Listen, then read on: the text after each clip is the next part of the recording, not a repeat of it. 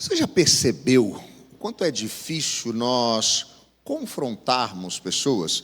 Mas quando a gente percebe, tem alguém perto de nós que precisa ser advertido, avisado sobre alguma coisa, talvez por conta de alguma atitude ou ação equivocada, nós temos um pouco de dificuldade com esse confrontamento. É verdade que muitas vezes isso tem a ver com a nossa própria dinâmica cultural. Nós brasileiros gostamos muito da nossa relacionalidade. A gente se importa muito com o que as pessoas vão pensar da gente, não é mesmo? E aí, quando a gente precisa ser um pouquinho mais assertivo, a gente tem um receio de que essa pessoa fique de mal da gente. Ela não goste mais da gente, não nos convide para as mesmas coisas ou não queira mais a nossa amizade. Então, muitas vezes, nós deixamos de exercer esse papel de alerta ou até mesmo de confronto. Esse é um problema, porque às vezes a gente faz isso até com os nossos filhos. Nós temos muita pressa em sermos amados por eles e às vezes confrontá-los e dizer para eles que não está certo, que eles não vão fazer, que não é daquele jeito, também é algo que a gente gosta de evitar. O grande problema disso é que quanto mais a gente evita esse confronto ou essa exortação, e as coisas continuam indo de mal a pior, chega um momento em que isso se torna inevitável e muitas vezes nós não estamos preparados para isso. E o que a gente faz? Aquilo que antes poderia ser feito com medida, agora é feito com medida descabida. Por quê? Porque nós já estamos em um momento extremo.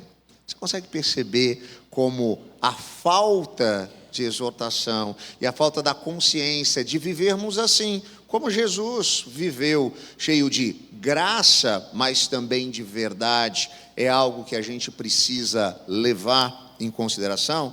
É exatamente nessa direção que nós vamos conversar hoje.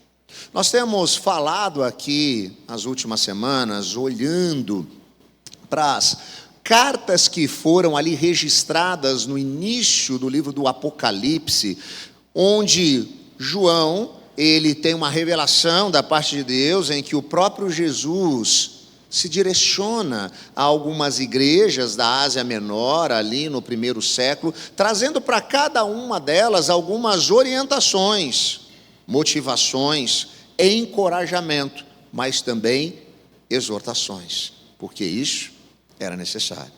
E hoje a gente vai olhar especificamente para uma carta que nos faz perceber essa importância de vivermos com graça e verdade, sendo sim misericordiosos e atenciosos para com aqueles que sofrem, para com aqueles que estão vivendo sob o jugo do erro e da falha, mas também com verdade para com eles. Para tanto, eu queria então convidar você a abrir ou a ligar a sua Bíblia no livro do Apocalipse, capítulo de número 2. A gente vem avançando e agora já chegamos ao versículo de número 18. Eu vou caminhar até o versículo de número 29. Eu vou fazer a leitura aqui na NVI, na Nova Versão Internacional. Você pode acompanhar na versão bíblica que você tem aí em mãos. O desafio que eu faço para você é aquele que quem está sempre aqui já sabe. Durante a semana, leia e releia esse trecho da Palavra de Deus, que nos diz o seguinte: ao anjo da igreja em Tiatira escreva: estas são as palavras do Filho de Deus, cujos olhos são como chama de fogo e os pés como bronze reluzente. Conheço as suas obras, o seu amor, a sua fé, o seu serviço e a sua perseverança. E eu sei que você está fazendo mais agora do que no princípio. No entanto, contra você eu tenho isto: você tolera a Jezabel, aquela mulher que se diz profetiza.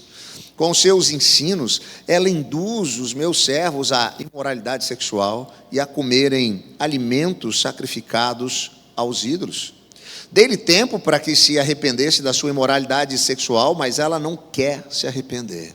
Por isso, vou fazê-la adoecer, Trarei grande sofrimento aos que cometem adultério com ela, a não ser que se arrependam das obras que ela pratica. Matarei os filhos dessa mulher. Então todas as igrejas saberão que eu sou aquele que sonda mentes e corações, e retribuirei a cada um de vocês de acordo com as suas obras. Aos demais que estão em Tiatira, a vocês que não seguem a doutrina dela e não aprenderam, como eles dizem, os profundos segredos de Satanás, digo: não porei outra carga sobre vocês, tão somente apeguem-se com firmeza ao que vocês têm, até que eu venha. Àquele que vencer e fizer a minha vontade até o fim, darei autoridade sobre as nações. Ele as governará com um cetro de ferro e as despedaçará a um vaso de barro. Eu lhes darei a mesma autoridade que recebi, a autoridade do meu Pai. Também lhe darei a estrela da manhã. Aquele que tem ouvidos, ouça o que o Espírito diz às igrejas. Oremos. Deus eterno, que a sua palavra venha com uma espada penetrante ao nosso coração, nos trazendo sabedoria, sensibilidade e discernimento para compreendermos aquilo que o Senhor quer fazer em nós e através de nós. No nome de Jesus. Amém e amém. Graças a Deus. Queridos, você já está ficando familiarizado com a geografia da Ásia Menor no mundo antigo? A gente já caminhou por algumas cidades como Éfeso, Esmirna, Pérgamo, e agora a gente chega em uma outra cidade chamada Tiatira, onde ali tinha uma igreja a quem o Senhor Jesus endereça uma carta essa revelada ao apóstolo João.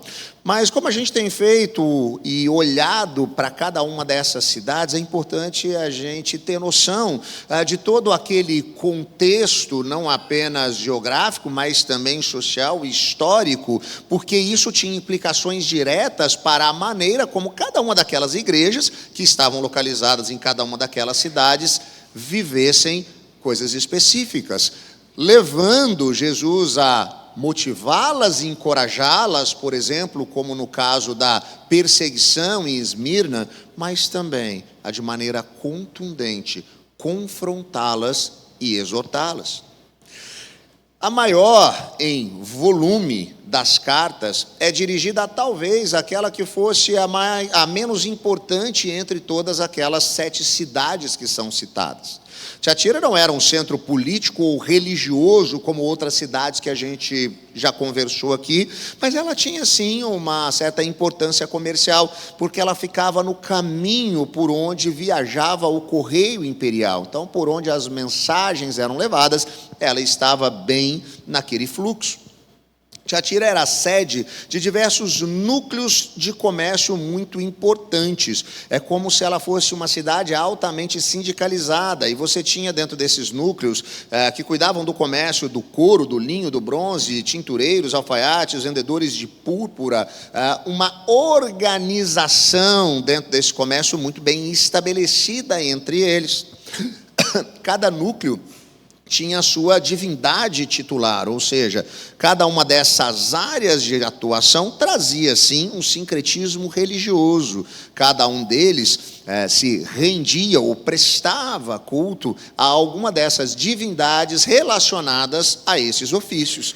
E nessas reuniões haviam banquetes com comida sacrificada a esses ídolos e acabavam depois em festas cheias de libertinagem, licenciosidade e imoralidade sexual. Seria quase impossível você ser um comerciante em Tiatira sem fazer parte destes núcleos comerciais, sem participar dessas reuniões, sem estar ali prestando culto àquelas divindades que eram responsáveis por aquelas áreas de atuação e, inclusive, sem se envolver nas práticas que eram comuns naquele ambiente. Não participar era um tipo de suicídio comercial. Se você não está aqui junto conosco, você não pode fazer parte, você não vai poder ter sucesso nesse sentido, porque você vai ser boicotado. O cartel era muito bem estabelecido naquela época. era perder as esperanças de ter qualquer tipo de chance de prosperar naquele negócio. E é dentro dessa cultura que está a igreja de Tiatira. Uma igreja forte, crescente. Aos olhos de qualquer observador, ela parecia uma igreja vibrante, porque ela era amorosa e estava cheia de muitas pessoas. Mas Jesus aponta alguns aspectos positivos e também percebe um lado obscuro dessa comunidade.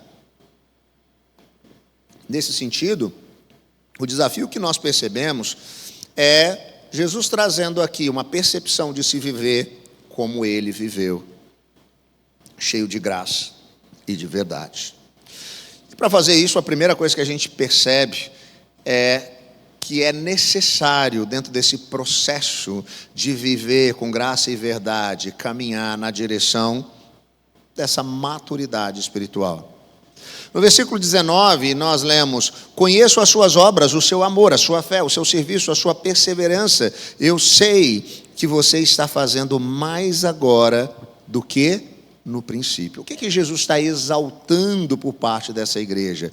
Que eles viviam de uma determinada maneira, mas que agora o que ele percebe é que há um avanço. Eles são mais amorosos, eles são mais perseverantes, eles são mais fiéis, eles demonstram uma fé mais robusta, eles demonstram mais aptidão e disponibilidade ao serviço. Jesus aponta isso e percebe, ressalta essa maturação que essa igreja começou a ter. Porque é isso que acontece quando as pessoas começam a caminhar em uma perspectiva e uma compreensão daquilo que Deus fez por nós em Cristo Jesus.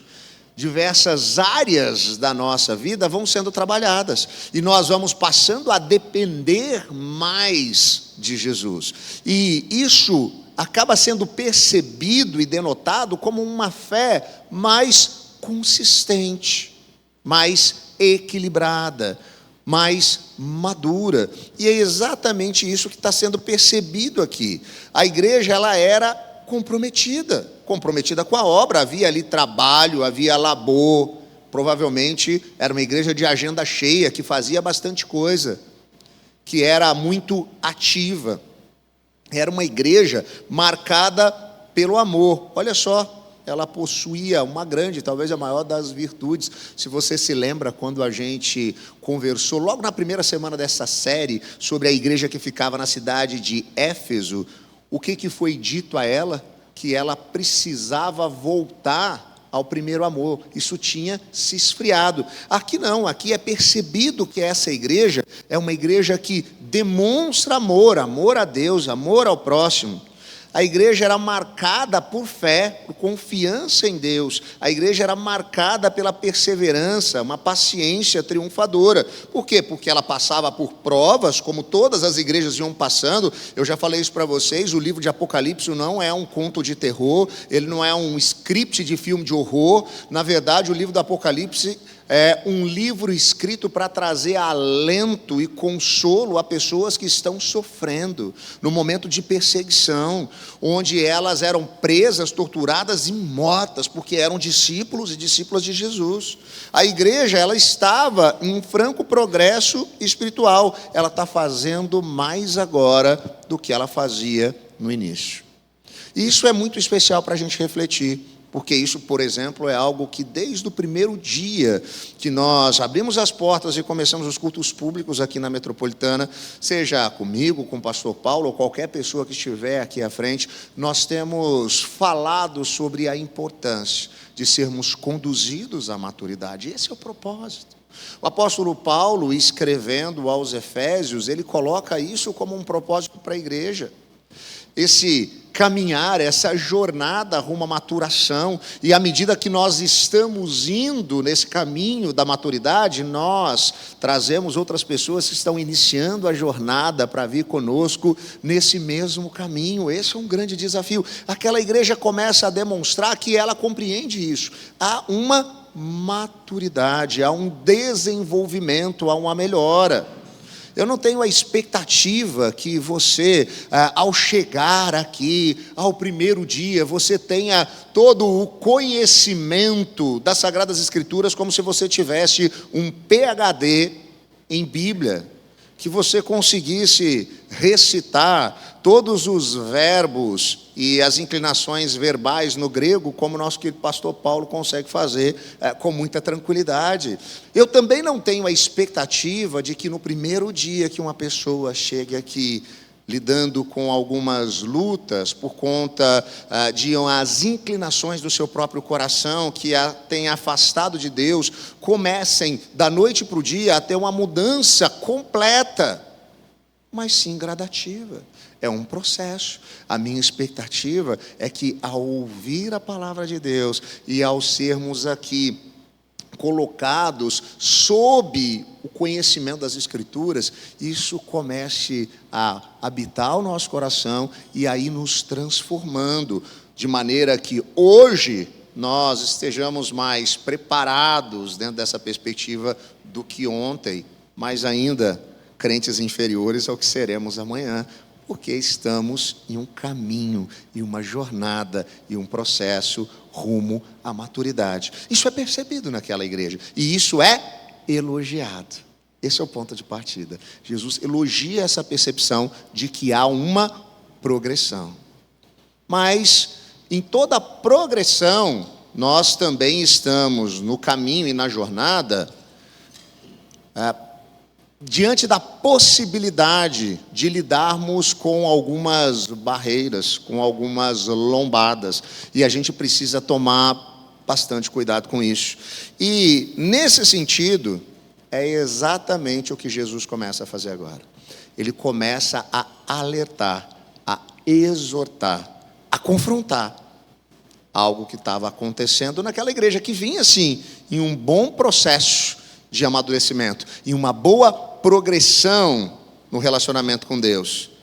Mas a gente percebe que para viver então com graça e verdade é preciso também não tolerar, mas confrontar o pecado. Vivam com graça e verdade, não tolerando, mas confrontando o pecado. Versículo 20: no entanto, contra você eu tenho isto: você tolera Jezabel, aquela mulher que se diz profetiza. Com os seus ensinos, ela induz os meus servos à imoralidade sexual e a comerem alimentos sacrificados aos ídolos. Tiatira estava crescendo, e é exatamente nesse contexto que o inimigo de nossa alma, Satanás, procura corromper o seu interior. Em vez de atacá-la de fora para dentro, ele começa a miná-la de dentro para fora. Jesus reprova essa igreja porque ela estava se tornando tolerante com o falso ensino e com uma falsa moralidade. Enquanto Éfeso, de quem a gente falou que estava ali se esfriando em relação ao amor, não podia suportar homens maus e falsos ensinos, essa igreja que está num processo de maturação ainda tolerava uma falsa profetisa, aqui trazida pelo nome de Jezabel. Se esse de fato era um nome ou uma referência, o certo é que essa tal profetisa estava exercendo uma influência tão nefasta na igreja como Jezabel, uma antiga rainha, tinha exercido no contexto de Israel. O nome Jezabel significa puro, mas a vida e a conduta negavam o nome.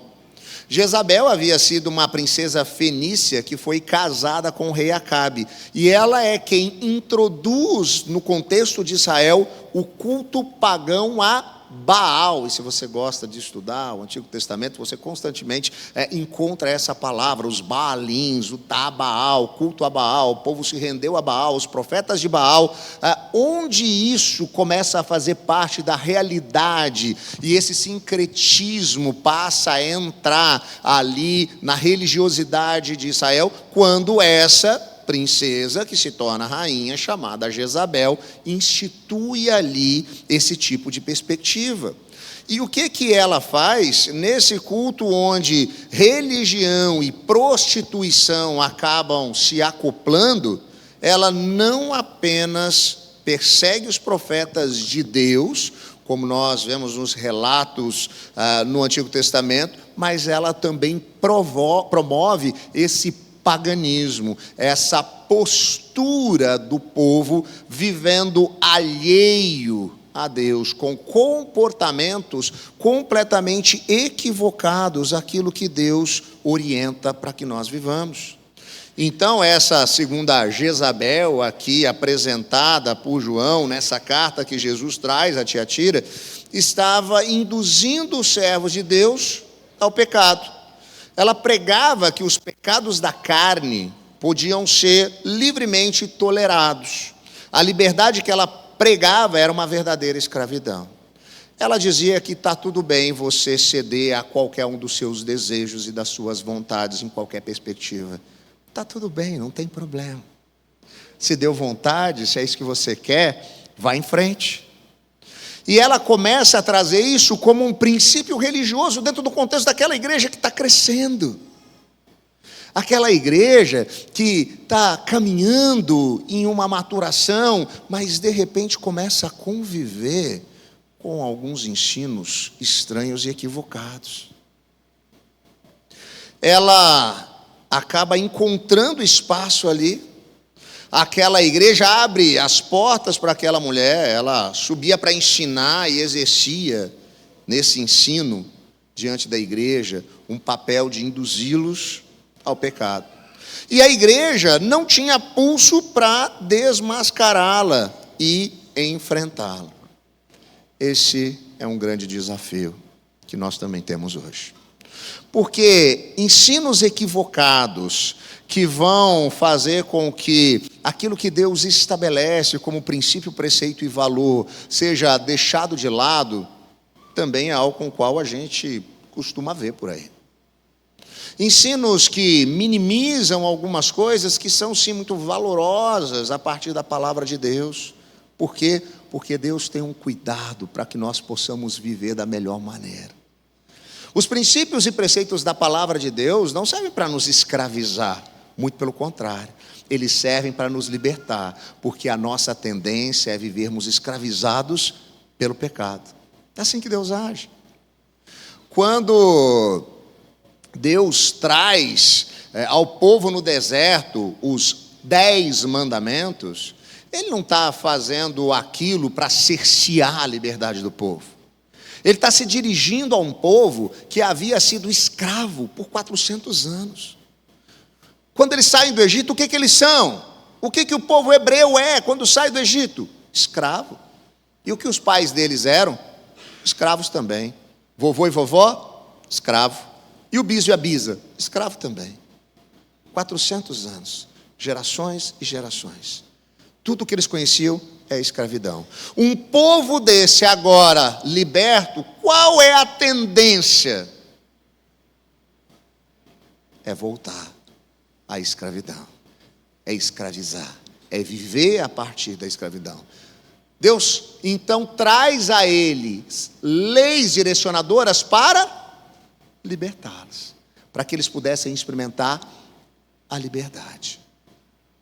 Essa pseudo-perspectiva de que eu posso fazer o que eu quiser e viver livre, leve e solto, o que der na minha cabeça, sem ter limites. Opa, isso pode te levar para um lugar bem perigoso, não só para você, mas para várias pessoas que estão ao seu redor, que vão sofrer as consequências das suas atitudes. Estabelecer limites, então, é necessário, porque a tendência do nosso coração é seguir esses desejos que são enganosos, porque o nosso coração é enganoso, segundo a palavra de Deus. Nós nem sequer sabemos aquilo que é melhor ou pior para nós. Então, quando nós nos encantamos e nos incendiamos pelos desejos do nosso coração, a tendência é seguirmos caminhos equivocados. Agora, quando dentro da igreja nós temos ensinos que legitimam, não, tudo bem, Deus é tão amoroso que Ele vai entender isso, o que você está fazendo está tudo errado. A sua prática de vida, a maneira como que você lida com o seu próprio corpo, com aquilo que Deus te presenteou, está tudo equivocado. Mas tudo bem, Deus é amoroso mesmo. Opa, espera só um pouquinho, vamos devagar. Deus sim é amoroso.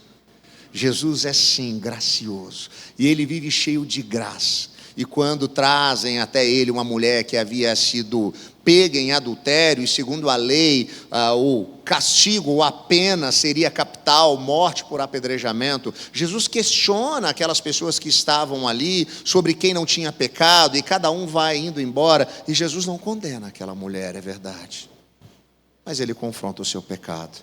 Ele diz, vá e abandone essa vida de pecado. Uma coisa é nós estarmos aqui, estaremos sempre abertos para qualquer pessoa. Não importa a sua história, não importa o que você viveu, o que você fez antes de chegar aqui. Nós não estamos aqui para exercer um papel de julgamento sobre a sua vida pregressa e dizer que você não pode entrar aqui porque aqui é o lugar de pessoas perfeitas. Não, não é. Aqui é um ajuntamento de pessoas complicadas, que têm histórias complicadas. Igreja é uma comunidade de pecadores, pastoreada pelo maior delas. Se você quer encontrar o pior, olha para frente. É quem estiver falando. É que Deus tem tanta graça e misericórdia, que Ele inclusive liberta pessoas para que elas possam conduzir outras no caminho da maturidade. Agora, algo que nós nunca vamos fazer aqui é vistas grossas para aquilo que a Bíblia claramente diz que é equivocado. Por quê? Porque isso não é bom para você, porque isso não é bom para quem está ao seu redor. Você não foi criado para isso. O Evangelho, ele confronta não apenas o pecado enquanto ação, ele confronta o pecado como nossa condição, a inclinação do nosso coração, seres mortos em seus delitos e pecados.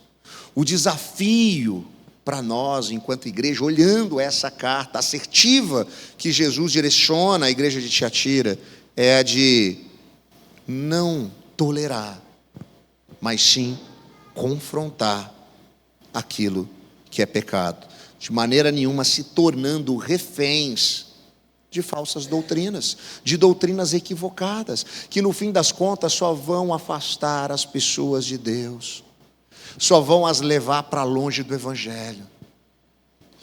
Versículos 21 e 22, eu dei-lhe tempo para que se arrependesse dessa sua imoralidade sexual. Ela estava vivendo assim, ensinando isso e corrompendo as pessoas nessa perspectiva. Mas ela não quer se arrepender. Eu vou fazê-la adoecer, trarei grande sofrimento aos que cometem adultério com ela. Jezabel estava ensinando à igreja que a maneira de vencer o pecado, na verdade, era conhecer as coisas profundas de Satanás. Isso que é estabelecido lá no versículo 23. Se você quer vencer isso, você precisa conhecer isso. Isso é errado, mas como você sabe que é errado? Então experimente. É algo que parece sedutor, e aqui é apontado como uma coisa profunda de Satanás, porque essa é uma estratégia desde o início de tudo, que o inimigo de nossa alma estabelece para desviar os nossos olhos do nosso relacionamento com Deus. Porque é esse tipo de sedução que ele traz no jardim, e é esse tipo de sedução a partir dos desejos e das concupiscências da carne que ele passa a usar naquele momento para sabotar aquela igreja que está crescendo, que está desenvolvendo, que está caminhando na relação da maturidade. Ela ensinava que os crentes não podiam cometer ali suicídio comercial. Como assim?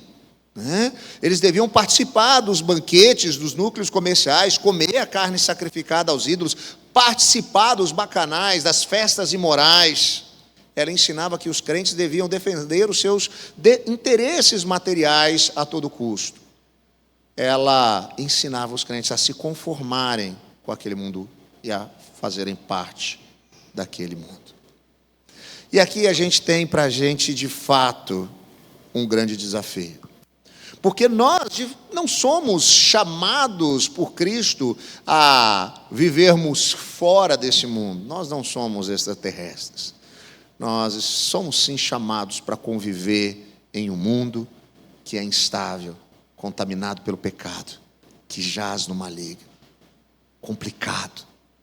Mas a sermos nesse mundo luzeiros, a sermos sal e luz, a fazermos a diferença.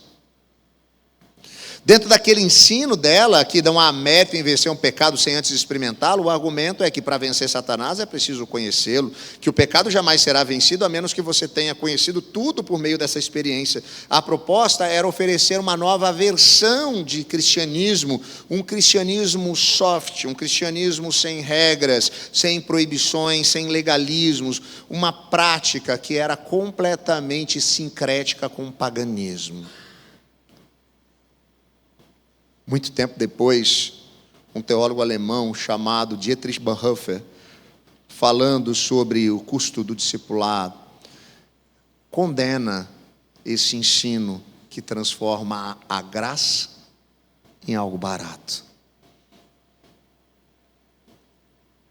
Como se, pelo fato de nós termos sido resgatados por Deus em Cristo Jesus, graciosamente, isso não diz respeito aos nossos méritos, à nossa capacidade, isso nos levasse à possibilidade de poder viver todas as coisas de qualquer maneira, legitimando um tipo de comportamento completamente antinomista, que não segue nenhuma lei, que é pautado por todo tipo de licenciosidade. Mas, o que Jesus está fazendo aqui? Ele está confrontando. Vivam com graça e verdade, não se tornando reféns dessas falsas doutrinas. Não se deixe levar por essa graça barata. Não se deixe seduzir, como eu costumo dizer, pelo ladrão da licenciosidade. Não caia nessa armadilha.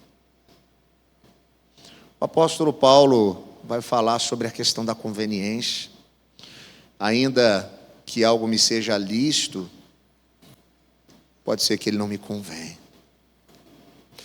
E olhando para essa igreja, exortando essa igreja, de maneira assertiva, Jesus também traz à tona que, apesar de muitos estarem se conformando com aqueles ensinos e se rendendo àqueles ensinos, outros estavam percebendo os equívocos e permanecendo fiéis, apesar do erro de alguns.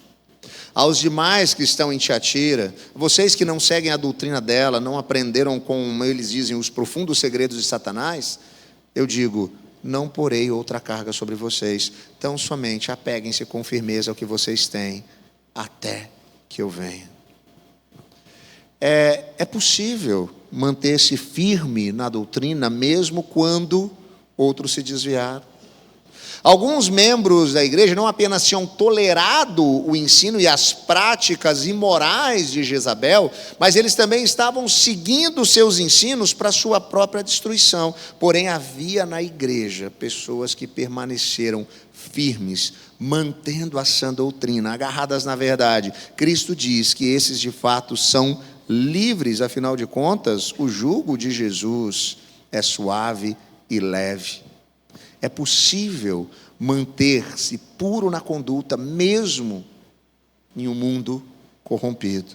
Alguns tinham se curvado aos ensinos pervertidos de Jezabel, iam aos templos pagãos, iam comer as carnes sacrificadas aos ídolos, participavam das festas cheias de licenciosidade, buscavam conhecer as tais coisas profundas de Satanás, e assim se corromperam moralmente. Porém, havia na mesma igreja irmãos que buscavam refletir o caráter de Cristo. A santidade de vida e de caráter acaba se tornando ali a marca para aqueles que viviam uma igreja verdadeira. Esse é um grande desafio que nós temos. Quando nós falamos de viver com graça e verdade, que nós, sim, acolhemos todos aqueles que chegam, porque Deus nos ama e nos aceita como nós somos e estamos, mas também que Ele nos ama demais para deixar que a gente continue do mesmo jeito, então a gente precisa, muitas vezes, confrontar, é algo complicado. Como eu disse no início, nem a nossa própria cultura colabora com isso. A gente se sente desconfortável com esse confrontamento. E às vezes a gente prefere deixar para lá. Mas quando nós trazemos isso de maneira efetiva, sendo sim assertivos, o que isso gera? Isso gera frutos de pessoas que de fato continuam nesse caminho de maturação. Que agora, pelo conhecimento, porque seus olhos foram abertos, porque estão sendo direcionados, ensinados à luz da palavra, eles têm consistência, inclusive para saber o que é certo e o que é errado. Eu tenho falado para vocês que das decisões, quando nós sonhamos em plantar a Metropolitana e termos mais uma igreja em Campinas, e uma das perguntas sempre é: para que a gente precisa de mais uma igreja? E uma das respostas era: a gente quer viver um espaço que ele seja alegre, que ele seja contemporâneo, mas que ele seja absolutamente consistente em sua teologia à luz das Escrituras. Por isso que eu sempre reforço que quando a gente chega aqui um pouquinho mais cedo para ter a nossa escola metropolitana às 9 da manhã, isso não tem a ver com ativismo. Isso não é só para encher a sua agenda. Isso não é só para você ter que acordar mais cedo e eu atrapalhar o seu domingo. Isso é para te dar base. Isso é para te dar consistência. Para que quando os falsos ensinamentos chegarem, você mesmo tenha a capacidade de avaliar, à luz das Escrituras: será que é isso mesmo? Será que a Bíblia precisa ser atualizada? Será que a gente precisa mudar esse tipo de coisa? Será mesmo? Agora, se você tem essa base, se você tem essa estrutura, se você tem esse ensino, o que acontece? Isso gera em você segurança, para que você possa viver essa fidelidade. Não fidelidade a mim, não fidelidade ao pastor Paulo, não fidelidade à igreja presbiteriana. Fidelidade a Deus e a sua palavra. Permanecendo fiel, apesar sim do erro de alguns, apesar da instabilidade à nossa volta. Nós temos que conviver com isso. Enquanto pastor, você nunca vai me ouvir proibindo você a ouvir algumas coisas por aí no que diz respeito à espiritualidade, até porque hoje, com o advento da internet, com você presente lá nas mídias sociais, isso se torna impossível. Eu sei que durante a semana você vai ouvir um monte de coisas sobre espiritualidade, talvez 90% delas equivocadas. Não tem como eu falar para você: fica dentro de uma bolha, não ouve mais nada que seja sobre espiritualidade, tá? Só quando você estiver aqui domingo, ou eu, pastor Paulo, estiver falando, aí você abre o seu ouvido para ouvir. Fora isso, isso é impossível. Isso é impossível. Você está ouvindo isso o tempo inteiro, no seu trabalho, na internet, na televisão, dentro da sua família. Qual é o nosso papel aqui? Preparar você, não a partir daquilo que a gente gosta, porque tem coisas que as Escrituras trazem que confrontam as lideranças também. São coisas que são amargas. Mas ensinando vocês à luz das Escrituras, para que vocês estejam prontos, preparados, conscientes, para dizer: opa, aqui não. Aqui não. Isso à luz das Escrituras não faz sentido. Isso à luz das Escrituras é um confronto a Deus. Por isso, eu não me rendo. E aí, isso traz, de fato, boas consequências e a possibilidade da gente experimentar aquilo que realmente traz prazer e satisfação. Vivam com graça e verdade, experimentando agora a maior alegria e prazer. No versículo 28, eu lhes darei a mesma autoridade que recebi, a autoridade também de meu Pai, também lhe darei a estrela da manhã. Os salvos, aqueles que ali, de fato, com seus olhos abertos, enfrentam, perseveram diante das perseguições e do pecado que ronda, receberão a estrela da manhã. Não apenas receberão corpos gloriosos que vão brilhar como estrelas no firmamento, mas também vão conhecer a Cristo, aquele que em Apocalipse 22:16 é apresentado pelo próprio João como a estrela da manhã em toda a sua plenitude. Voltando as suas costas às trevas do pecado, eles verão a luz da glória de Deus na face de Cristo. Aqueles que renunciaram ao pecado e às vantagens do mundo, agora viverão na glória de Cristo em completo e eterno contentamento. Cristo é a verdadeira esperança, a nossa riqueza, a nossa recompensa. Ele será o prazer e o deleite para sempre, pois só Ele satisfaz a nossa alma. É isso que essa carta encerra, trazendo à igreja de Tiatira a compreensão de que os olhos fitos na eternidade são o verdadeiro prazer. O prazer não é aquilo que qualquer desejo da sua carne ou do seu coração possam te entregar aqui e agora. Até porque isso é passageiro. E via de regra, todas as pessoas que cedem e se rendem a esses desejos, poucos instantes depois, estão completamente afundados em desesperança, decepcionados consigo mesmos por conta do engano do pecado. Todavia, a expectativa, a esperança e a certeza de que um dia nós estaremos com Cristo, isso sim, pode trazer deleite verdadeiro, a maior alegria, a maior satisfação.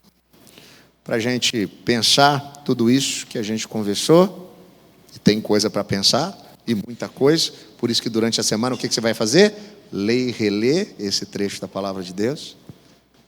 Você tem combatido o pecado?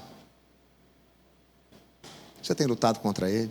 Mas repare, você tem se deixado se orgulhar por isso, deixando de ter misericórdia para com aqueles que carecem de mudança, e talvez o seu olhar se tornou um tanto quanto preconceituoso? Caminhe nessa direção, não ceda à religiosidade. Viva com graça. Nós estamos abertos, sim, para receber pessoas que, pela ação do próprio Espírito Santo, ao serem convencidas do pecado, começam a perceber que os seus atos são equivocados. Isso traz para elas essa sensação de que elas não estão onde deveriam estar. Isso vai trazendo tristeza, decepção, sofrimento. Agora, esse é o espaço que pode fazer a total mudança. Se Jesus é aquele que pode fazer novas todas as coisas, esse é o espaço para aqueles que estão cansados, sobrecarregados, abatidos e que sofrem os danos do pecado. Você é bem-vindo aqui. Você que está nos acompanhando, você é bem-vindo aqui. Não importa as suas práticas, não importa as suas opções, não importam os seus erros. Você vai ser bem aceito, não por causa dos seus erros, mas apesar dos seus erros, porque é assim que Jesus age. Mas uma coisa a gente precisa dizer: